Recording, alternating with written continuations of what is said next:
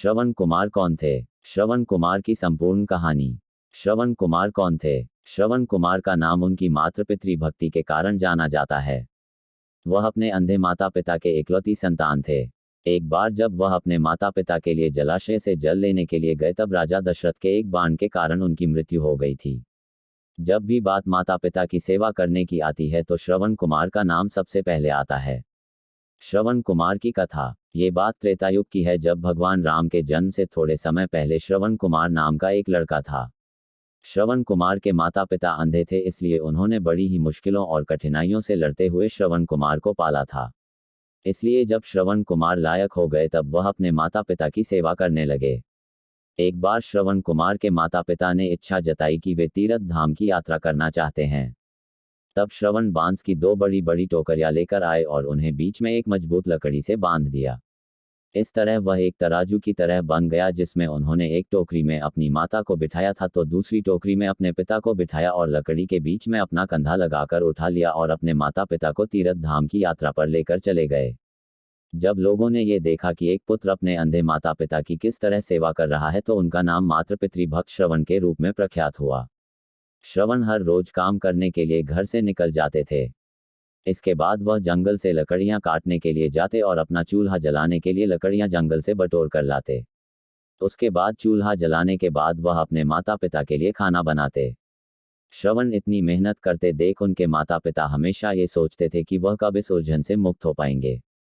श्रवण की माता घर के काम करने के लिए श्रवण को मना करती, लेकिन फिर भी श्रवण कुमार अपना कर्तव्य मानकर घर और बाहर का हर काम स्वयं करते थे। श्रवण कुमार की मृत्यु कैसे हुई थी? एक रोज श्रवण कुमार खाना बना रहे थे। तब उनके माता पिता ने उनसे कहा कि उन्हें प्यास लगी है। अपने माता पिता की प्यास बुझाने के लिए श्रवण कुमार नजदीकी जलाशय से जल लेने के लिए चल पड़ते हैं। जब श्रवण जलाशय से जल भर रहे थे तब उनके बर्तन से ऐसी आवाज निकल रही थी जैसे कोई जानवर पानी पी रहा हो। ठीक उसी समय अयोध्या नगरी के राजा दशरथ शिकार के लिए जंगल में आए हुए थे।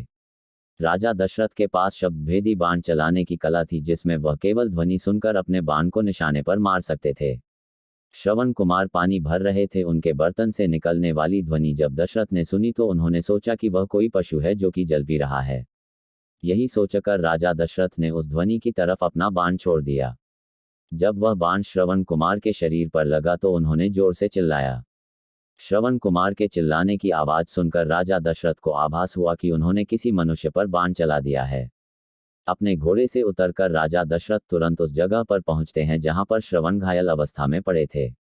राजा दशरथ को अपने किए पर ग्लानि महसूस होती है और वह मन ही मन बहुत दुखी होते हैं और श्रवण कुमार से क्षमा मांगने लगते हैं।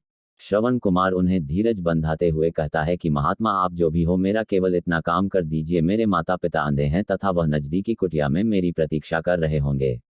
आप ये जल ले जाए और उनको पिला दीजिए। ये कहकर श्रवण अपने प्राण त्याग देते हैं। दशरथ को मिला था पुत्र वियोग का श्राप। अपना मुख शर्म से नीचा करके राजा दशरथ श्रवण कुमार से वह जल का पात्र लेकर उसके माता पिता के पास पहुंचते हैं। वहां पहुंचकर जब राजा दशरथ उन्हें जल पीने के लिए कहते हैं तब वह दोनों उनसे पूछते हैं कि उनका बेटा श्रवण कहाँ है। तब मन में दुखी होते हुए गिलानी से भरपूर राजा दशरथ उन्हें सारा वृतांत बताते हैं कि वह उनके अपराधी हैं तथा उनके फूल के कारण उनके पुत्र श्रवण कुमार की मृत्यु हो चुकी है। अपने इकलौते पुत्र की मृत्यु की खबर सुनकर दोनों माता पिता बुरी तरह से रोने लगे। रोते रोते श्रवण कुमार की माता ने अपने प्राण त्याग दिए।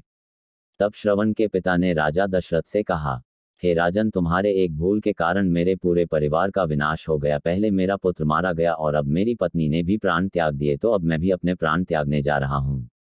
इसलिए मैं तुझे श्राप देता हूँ कि जिस तरह आज मैंने अपने पुत्र के वियोग में अपने प्राण त्यागे हैं, उसी तरह तू भी भविष्य में एक दिन अपने पुत्र के वियोग में प्राण त्याग देगा। राजा दशरथ को ये श्राप देते हुए श्रवण के पिता भी अपने प्राण त्याग देते हैं। उसके बाद में दुख और ग्लानि से भरे हुए राजा दशरथ उन तीनों का अंतिम संस्कार करते हैं।